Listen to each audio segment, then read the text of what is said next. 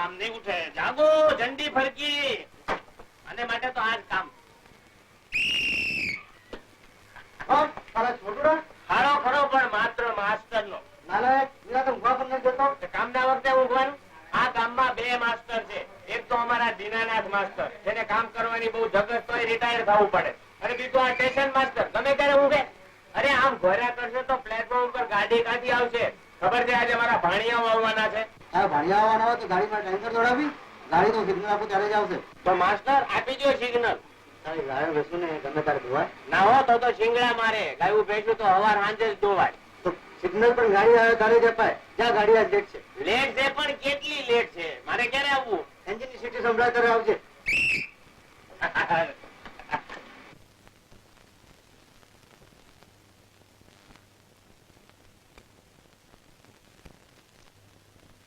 Master સાહેબ છે કે ના બહાર ગયા છે.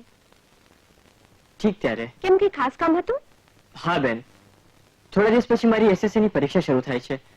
સંસ્કૃતમાં મને થોડી ડિફિકલ્ટી હતી. સાહેબ હોત તો. તારું નામ શું છે? સુરેશ. આવ ભાઈ, અંદર આવ. એસએસસી પછી શું ભણવા વિચારે છે? આગળ ભણવું તો છે, પણ બેન મારો બધો જ મદાર મારી ઉપર છે. એ માને છે કે જો હું પાસ થઈશ તો મને નોકરી મળશે. આ ઉંમરે નોકરી? તે બાપુનું ટ્યુશન રાખ્યું છે? ટ્યુશન એ અમને ક્યાંથી પોસાય? તો પછી બાપુ તને દીકરાની જેમ રાખે છે. બેન, તમારા બાપુ માણસ નથી, દેવ છે, દેવ. ઠીક ત્યારે બેન, પછી આવીશ.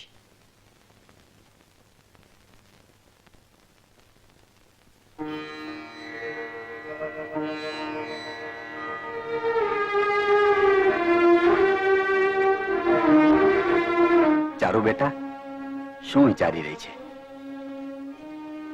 કઈ નહીં બાપુ, એ તો હું એમ જ બાપુજીની છબી જોઈ રહી હતી. લે, આ તારી બાને આપ. અરે હા, કોઈ આવ્યું હતું કે? સુરેશ નામનો એક વિદ્યાર્થી આવ્યો હતો. ઓહ, હસવા અને ખેલવા કૂદવાની વયે કેટલો વિવશ હતો બિચારો. ચારુ, વ્યવસ્થા તો આ દેશના મધ્યમ વર્ગને ગલથુથીમાં મળી છે, અને તે એવી તો કોઠે પડી ગઈ છે કે માનવી નાનકડી વાદળીને શીડી છાયા માનવા લાગ્યો છે. તેને કાઢી તો નહોતો મૂક્યો ને દીકરા. બાપુ, ચારુ, તો એવા અમીર કુટુંબ વચ્ચે વસે છે જ્યાં કદાચ રંગને રોગી માનવામાં આવતા હશે. ના બાપુ, એવું નથી.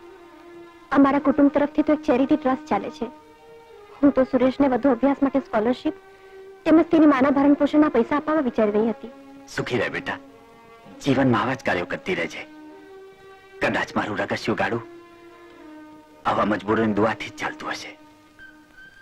વાગી, એન્જિનની સીટી વાગી. આવી ગઈ ગાડી. ઓલો સ્ટેશન માસ્ટર જાગ્યો લાગે છે. આહા, મારા ભણાવો આવી ગયા. બા,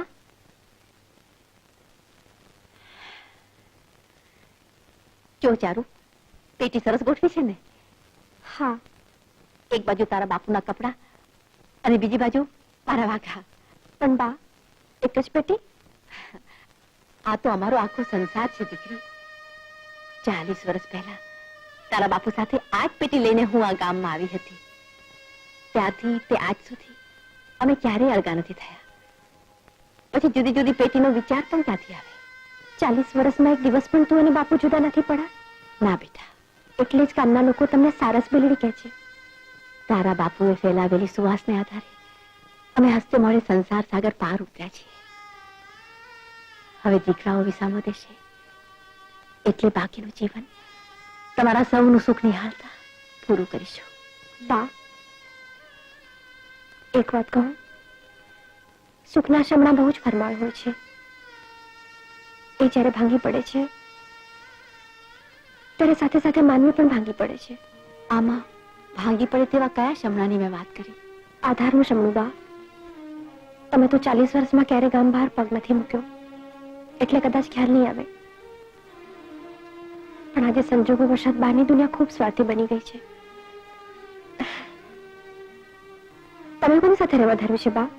વ્યવહારે તો નાના દીકરા સાથે રહેવું જોઈએ, પછી જેવી ભાઈઓની મરજી. જે લઈ જશે એની સાથે રહેજો.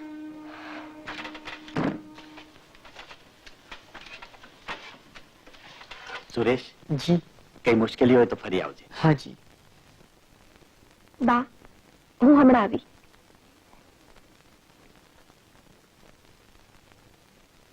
તારું પરિણામ આવી જાય પછી મને કાગળ લખજે. તું આગળ ભણવા માંગે છે ને? માંગુ તો છું, પણ બેન મારી માં હવે બધું કામ કરી શકે એવી સ્થિતિમાં નથી. તારામાં ભણવાની ધગશ હશે તો તારા ઘર અને ભણતરનો બોજો હું ઉઠાવીશ. તમે બેન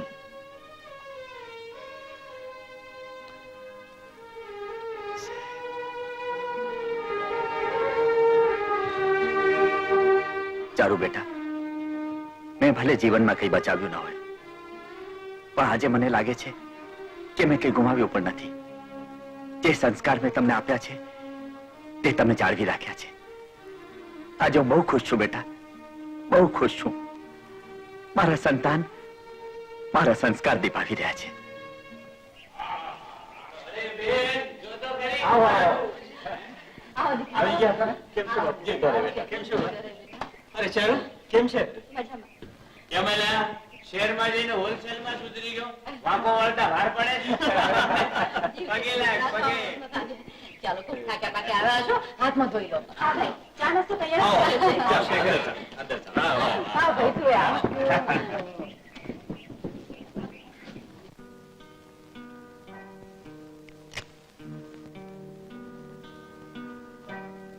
અરે શેખર, આ શું?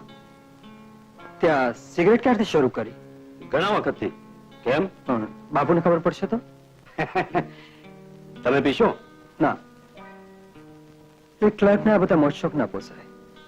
આને તમે મોજશો કહો છો મોટા ભાઈ? તો શું જીવનની જરૂરિયાત છે?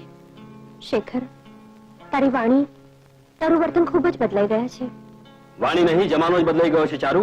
શેખર, તારા છેલ્લા પત્ર મુજબ તે નોકરી છોડી દીધી હતી ને? હા, તો પછી કરે છે શું? બિઝનેસ. બિઝનેસ? હમ. પણ તારી પાસે મૂડી ક્યાંથી આવી? મોટા ભાઈ, દિલ્હીમાં જે લેણ દેણનો ધંધો કરું છું એમાં મૂડીની જરૂર નથી પડતી. મને એ સમજાતું નથી કે બાપુજી આપણને પત્ર લખીને અહીંયા શા માટે બોલાવ્યા છે? મા બાપ છે, એમને વર્ષો પછી બાળકોનું મોઢું જોવાનું મન ન થાય? પણ એ મન જાળવવામાં મને 1000 રૂપિયાનું ઉઠી ગઈ તેનું શું? શેખર, હોઈ શકે છે બાપુએ આપણને કોઈ બીજા કારણસર બોલાવ્યા હોય. બીજા કારણસર? હા હા, બાપુ રિટાયર થયા છે એટલે કદાચ એમનું વિલ જણાવવા માટે બોલાયા હોય. કોનું વિલ? બાપુનું વિલ, બીજા કોનું? બાપુએ 40 વર્ષ સુધી નોકરી કરી છે તો થોડો ઘણો માલ તો અંદર કર્યો હશે ને? શેખર, બાપુએ તારી જેમ લેણ દેણનો ધંધો નથી કર્યો કે ફાવે તેવી ભાષા વાપરે છે. અચ્છા બાબા, થોડા ઘણા પૈસા બચાવ્યા છે બસ. 400 રૂપિયાના પગારમાં બાપુએ આપણને ભણાવ્યા, પરણાવ્યા, ઘર વસાવી આપ્યું. એ બધું વાત કરતા ઓછામાં ઓછા 2-1 લાખ રૂપિયા તો જરૂર બચાવ્યા હશે, નહીં? ચારુ, બાપુ પાસે બાકીના જીવન માટે હવે કોઈ સધિયારો ન રહેવાથી કદાચ આપણે બોલાવ્યા હશે. ઘણું ઘણું મોડું થઈ ગયું, હવે આપણે જવું જોઈએ.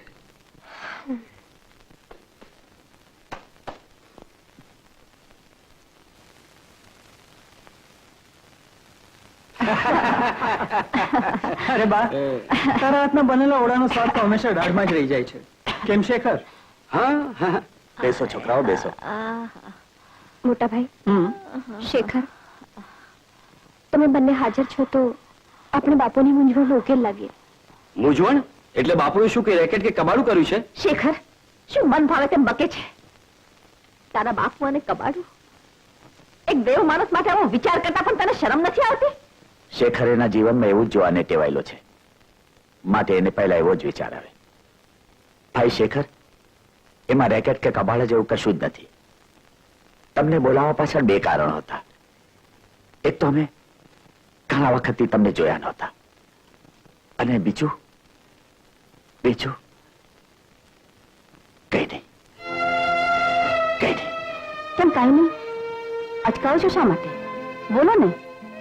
છોકરાઓ બાળપણ બેફિકરું હોય છે, જવાની એક લડત, અને બુઢાપો એટલે કમજોરી, લાચારી, મજબૂરી. અમે બંને પહેલા 2 તબક્કામાંથી તો પસાર થઈ ચૂક્યા છીએ, પણ ત્રીજો તબક્કો અમને સતાવી રહ્યો છે. તમે તો જાણો છો કે ઉંમરને કારણે મને નિવૃત્ત કરવામાં આવ્યો છે. પ્રોવિડન્ટ ફંડ પર જે આશા હતી તેમાંથી તો લોન લઈ ચારુના લગ્ન કર્યા. હવે તો મારી હાલત સુદામાની પોટલી જેવી છે. જો ખોલશો તો મુઠ્ઠીભર ચોખા નીકળશે. એટલે બાપુ નયન, આટલા વર્ષો અમે કેમ પૂરું કર્યું તે અમારું મન જાણે છે. મહિનો લાંબો ને તમારા બાપુનો પગાર ટૂંકો, એમ છતાં ગમે તેમ કરી અમે બે છેડા ભેગા કર્યા છે. પણ તું અમારી પાસેથી શાની આશા રાખે છે? શેખર, એ ન સમજો જેટલો આધાર આપણે નથી. જો શેખર, જેટલા જતનથી અમે તમને ઉછેરીને મોટા કર્યા છે, એટલા જ પ્રેમથી અમને તમારી સાથે રાખવાની હવે તમારી ફરજ છે બેટા. એ કહેતા તમારા બાપુને સંકોચ થાય છે. પણ બા, પણ શું બા? એ જાણવા માંગે છે 40 વર્ષની નોકરીમાં બાપુએ કઈ બચત નથી કરી. કરી છે બેટા, બહુ મોટી બચત કરી છે. 40 વર્ષના પ્રલોભનો વચ્ચે મેં મારી પ્રામાણિકતા બચાવી રાખી છે. જો એ આજે બચત ગણાતી હોય તો. બાપુ, કર્તવ્યની ભાવનામાં વહી જતા પહેલા આપણે આજની કારમી વાસ્તવિકતાનો વિચાર કરવો જોઈએ. હું મારી જ વાત કહું, મુંબઈની ચાલની એક ઓરડીમાં રહું છું. જે કંઈ પગાર મળે છે એનાથી મારો ને નિશાનો સંસાર માંડ માંડ ચાલે છે. એ જ કારણે તો અમે બાળકનો વિચાર પણ નથી કરી શકતા. હવે તમે જ કહો, આમાં હું શું કરું? એમ કરો, હું ને નયન મળીને દર મહિને તમને થોડાક રૂપિયા મોકલી આપીએ, જેથી તમને ઓથ રહે. ઓત તો દીકરા માણસને માણસની હોય છે, રૂપિયાની નહીં. અમારી ઉંમરે તો માનવી પોતિકાની ઓથ માંગે છે. તમારે અમને રાખવા હોય તો મોકલે, મને રાખજો. નહીં તમે છોટના ગુજારામાં સમાયેલું છે. જતી જિંદગી શાળાની દયા પર કાઢવી એના કરતા તો. કોણે કહ્યું કે તમે મારી દયા પર જીવી રહ્યા છો? નાનકા, નયન, આ શાળાની દયાની શું વાત છે? માસ્ટર સાહેબને મોઢેથી મેં કોઈ દિવસ આવા શબ્દો નથી સાંભળ્યા. કઈ નહીં, એ તો અમે નક્કી કરી રહ્યા હતા કે હવે અમારે ક્યાં અને કોની સાથે રહેવું. તો આ બંને ભાઈઓ શું કહે છે?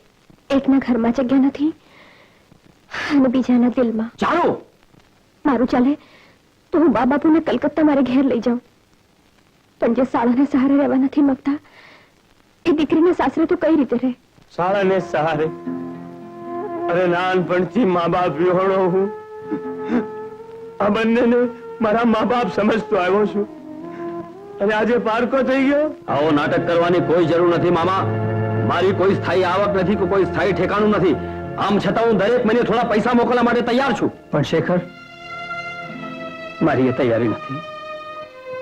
મેં તો પહેલા જ કહ્યું છે કે મારી જે આવક છે એમાંથી અમારો સંસાર પણ રગસિયા ગાળાની માફક ચાલે છે. હા, બે સાથે ત્રીજું ભાણું પડી રહેશે, પણ બા અને બાપુ બંનેને સાથે રાખવાની મારી પહોંચ નથી.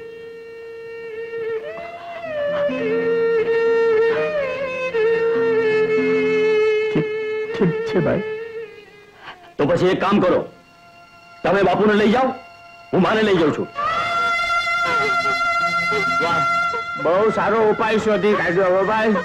માસ્તરે બહુ મહેનત કરીને તમને લોકોને ભણાવ્યા છે એટલે તમને જ આવો ઉપાય શું છે? બાકી અમે તો મા બાપના મરી ગયા પછી જમીન જાયદાદના બટવારા થતા જોયા છે, પણ આમ જીવતે જીવત કદી મા બાપના બટવારા થતા નથી જોયા. જાઓ, લઈ જાઓ મા બાપનો બટવારો કરીને. મારો શું અધિકાર છે આમના પર? પણ સમજણો થયો ત્યારથી કોઈ દિવસ આ લોકોને મેં છૂટા પડતા નથી જોયા. તો તમે દીકરાઓ મા બાપને છૂટા પાડો. જાઓ, કરો સારી મેલડીને છૂટી લઈ જાઓ, લઈ જાઓ.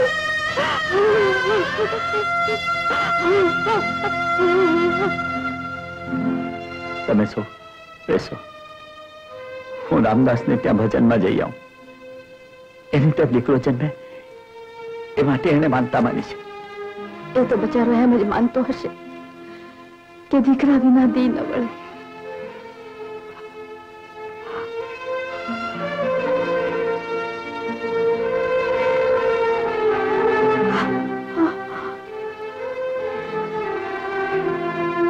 રમા, લાકડી આપ.